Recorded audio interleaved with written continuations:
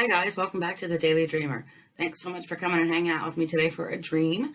My apologies, I've not been able to get any dreams out there for you, but it's not to say that I have not been having them. Oh, I'm having them. So we're going to discuss one of them today. All right, so I wake up and I come to, and I got a cat about a year ago. This little man, he's just stolen our hearts. Anyways, he's in this dream, and he is walking down my hallway in my house, and I have a rather long hallway. So he's walking down, and he has it appears an envelope around his neck. And as he goes down the hallway, I follow him, okay? Because, well, it's my house, it's my cat, and I want to know what's around his neck. So as I go down the hallway, I happen to see in the bedrooms. The bedrooms, the doors are open, but they're not the bedrooms. They're actually apartments of different entities, beings, people.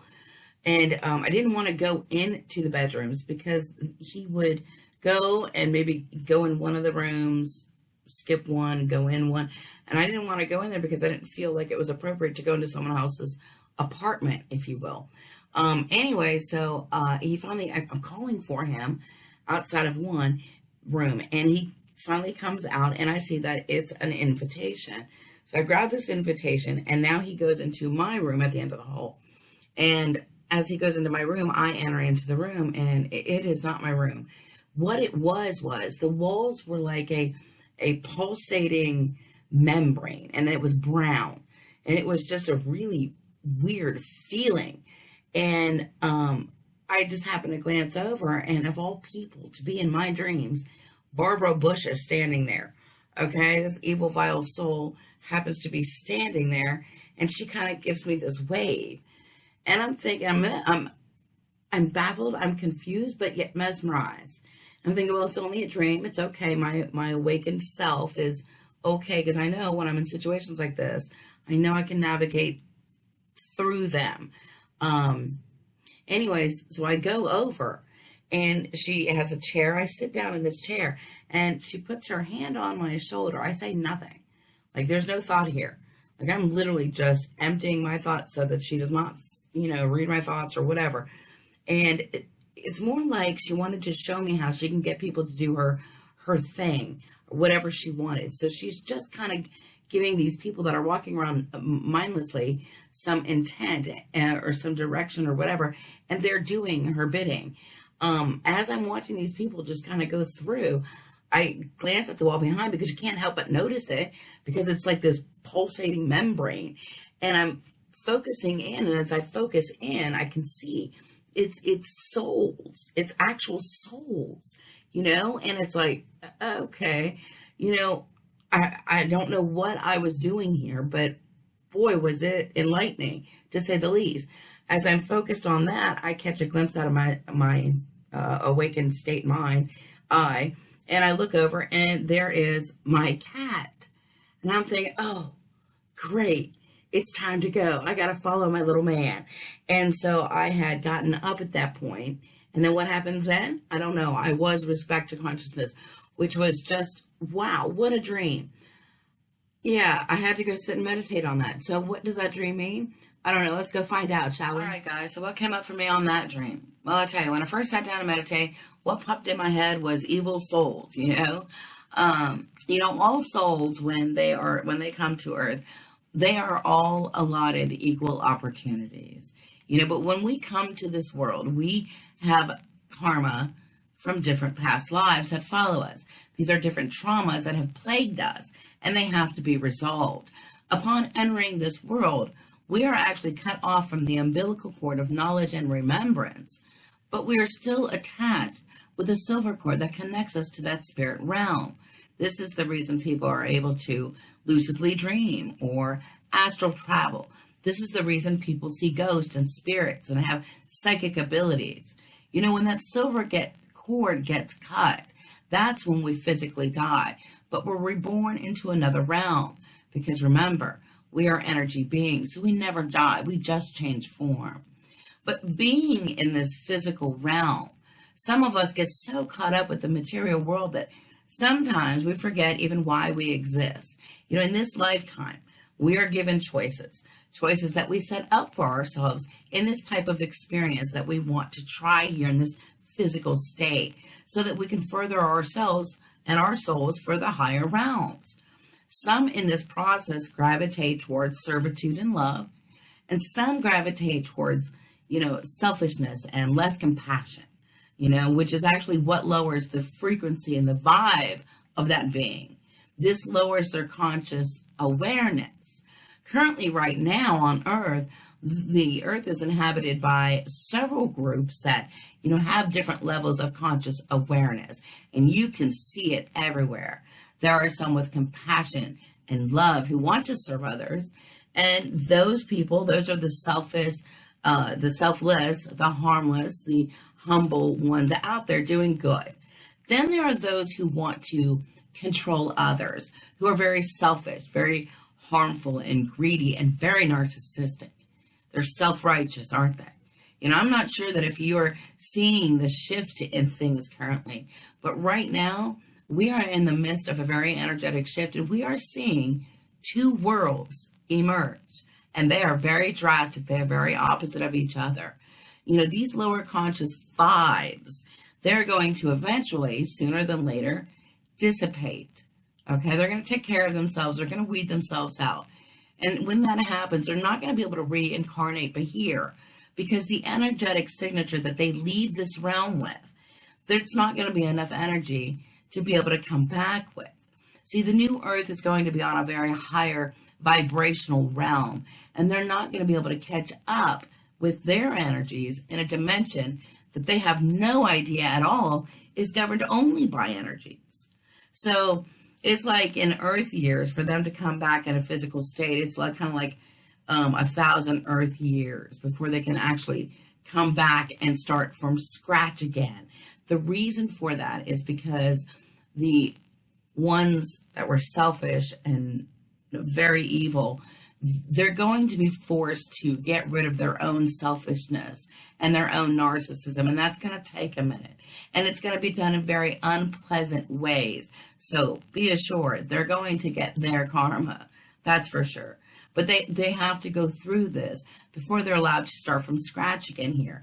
You see, what they didn't learn through the wisdom down here, they will sadly have to learn now through pain and suffering. So now they get to stay in some sort of like a volcanic slosh, if you will, just pulsating, with each other. And it's going to be in total frustration. So that's good, because they're going to suffer. They're going to have plenty of time to recall what they did with everything they've ever said, done, or thought in this physical world. All the meanwhile, okay, they're going to be required to also keep up with their depleted energies if they want to tag along to the higher state eventually. But see, in order to do that, they're required to re-experience all of their feelings that they have induced in other people while they were here. All right, they get to re-experience their self-made lower self, with their selfish thoughts, and that's good. We want that. We want them to be all on the same level, and they are, because they're all entrapped in that membrane-like mind, with people that are just like them. And for that, they're going to be upset, because guess what? Now they're stuck with the people, the very people that they can't stand themselves. It's like that projection. So, but that's good, because they're going to be there for a hot minute, and it's separating. And I know that you can see this. Unfortunately, in their stupidity and not leaving this planet they're not going to leave this planet with a whimper. They're going to end up trying to go out with a big bang. We can see that. You can see it happening all around you. Take a look. It's a transition period. It's where they're going to try for one last time to try and rule the world, folks. And before the last of the selfish souls leave Earth, there are going to be world events that can only be described as apocalyptic, but that apocalyptic moment is a period of purification, and it involves many natural man-made disasters. You're going to have economic collapse. You're going to, try as they may bring illnesses like COVID. There's going to be riots. There'll even be dust from the deserts, coming across the oceans for us. There's going to be political unrest, you name it. But in this chaos that is going on right now, you got to understand that we are not humans having a spiritual experience. We are spiritual beings having a very human experience. And soon, with all the light workers out there planting seeds to wake others up, We're going to be in a world that eventually will have the law of God in our hearts. Soon there's going to be no middleman. We don't need middlemen like priests or teachers or rabbis or politicians or leaders, because we will all have spiritual intuition and insight eventually, because we all know that it's the inner truth, it's the inner knowledge and the unshakable truth that will eventually come to light. It's here that we are going to be able to access without any assistance of any middlemen or others. This is going to be a new era of enlightenment and peace. And when we all come together and we manifest the same vibration as the collective, this world is going to be a wonderful one, and we are winning. So hang in there in the midst of this storm. Let me give a shout out to the ones out there living their truth and helping out. Stay on course, because right now we're in the midst of the storm, and I know it looks ugly, but it's going to get better. But those of you who know, and even if you don't know, here's the thing. You can simply help this process speed up simply by being a bit nicer to you, a bit nicer to others. If you got up today and you went to work and you were having a bad day, then do something. Tell yourself something that makes you smile. Say something that makes you laugh. Remember a moment that was just absolutely hilarious to you. Go take a 6-foot break in the 10-minute bathroom run. And when you do that, as you take that walk, say in your head that things are going to change from this moment on. Say it over and over and over until it becomes muscle memory. It's going to change. Remember to laugh. Guess what? Now you are making a change. You're elevating your consciousness state for both you and for others around you. And pretty soon it starts spreading. And now eventually you're going to start seeing the shift and the change. And it's going to be great. And you're going to get addicted to that. You don't want to get stuck in that lower vibrational realm when you cross over, because you're not going to be able to get enough energy for the next time you want to come back. And you didn't come all this way to suffer a lifetime not to come back to live a better life, did you? No. So if you start elevating it here in the world that you are most familiar with, then by the time that you get out there, you're going to find yourself being able to reincarnate into a better life and a better world for yourself, if you choose to have this experience again. You don't want to get stuck in that dimension of energy if you don't know how to play in a realm to navigate your way back to a better world. Folks, we're moving very fast in a very fast-paced world right now. And if you are not in alignment with your spiritual side, then guess what? It's going to leave you lost in that realm. If you are one of these lower vibe beings, when all you see is just negative and despair, if you are stuck contributing to the negativity, when you leave here, you're not only going to be lost navigating in that world, but you're not going to have any energy to be able to keep up with it either. Change yourself, guys. It's not always about the hate, the anger, the rage, the sadness.